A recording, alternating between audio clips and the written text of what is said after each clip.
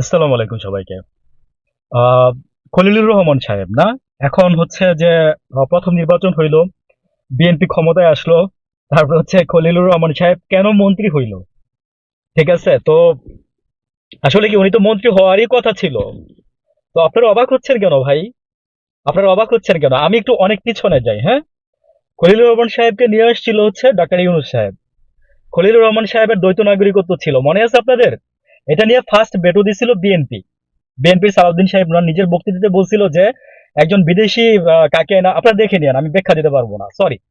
So আমার কথা হচ্ছে যে খলিলুর রহমান সাহেব যখন আপনার এই যে দ্বৈত নাগরিকত্ব নিয়ে, হ্যাঁ, এখনো ডাউট আছে যে উনি দ্বৈত নাগরিকত্ব ওনার আছে এবং উনি দ্বৈত নাগরিকত্ব নিয়ে উনি মন্ত্রী হবে বা ওই যে অন্তর্বর্তীকালীন সরকারের প্যানেলে বসবে।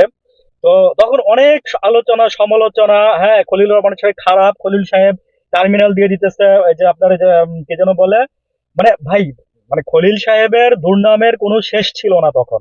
এই খলিল সাহেব এখন বর্তমান সরকারের মন্ত্রী হয়েছে। তো খলিল সাহেব আজকে বলতেছে যে সাংবাদিকরা জিজ্ঞেস করছিল যে ভোট গণনা করতে বলতেছে আবার, তো আপনি কি বলেন? খলিল সাহেব অট্টহাসি দিয়ে বলছে, সমস্যা নাই, ভোট গুনতে বলেন আবার। সরি, কিছু মনে করবেন না, হাসতেছি কেন ভাই? মানে বাংলাদেশের রাজনীতির মানে মাঠটা, হ্যাঁ, মানে ফিল্ড এত এত এত ডিজাইন করা, মানে এক্সিলেন্ট, মানে আমি ওয়েল ডান জানাবো যারা এগুলো করতেছেন। পাশাপাশি বলি সেটা হচ্ছে খলিল সাহেব খারাপ কিছু তো করে নাই।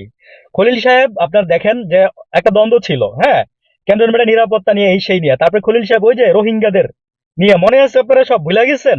ভাই আমার এখানে শর্ট ভিডিও, আমি বলতে পারতেছি না, তাই আমি জাস্ট একটু একটু একটু একটু করে মনে করাই দিচ্ছি। আজকে দেখেন সেই খলিল সাহেবকেই প্রধানমন্ত্রীর উপদেষ্টা, বুঝছেন, তারেক রহমান সাহেবের উপদেষ্টা। খেলা কোন লেভেলে চলছে বুঝছেন? নির্বাচনের এক দেড় মাস আগে মনে করে দেখেন খলিল সাহেব লন্ডন গেছিল, মনে আছে আপনাদের? আমার একটা ভিডিও আছে, হাতের উপরে হাত ইউনুস সাহেবের। আমি বিদেশ যাওয়ার কথা বলছি খলিল সাহেবের, ইউনুস সাহেবেরটা বলে না, ইউনুস সাহেবটা বলতেছি। ইউনুস সাহেব যখন লন্ডন গেল, উনি কিন্তু তারেক রহমানের সাথে দেখা করতে যায় নাই, মনে আছে আপনাদের? উনি বলছিল যে উনি কি একটা সম্মেলনে কি কি যেন পাঁচটা ওনার কাজ আছে। শফিকুল আলম সাহেব বলছিল, প্রেস সচিব। তো ওইখানে উনি বলছিল তারেক রহমানের সাথে দেখা হইলেও হইতে পারে, দেখা হইছে। দ্যাট ওয়াজ দ্য ইস্যু, ওইটাই মেইন পয়েন্ট ছিল।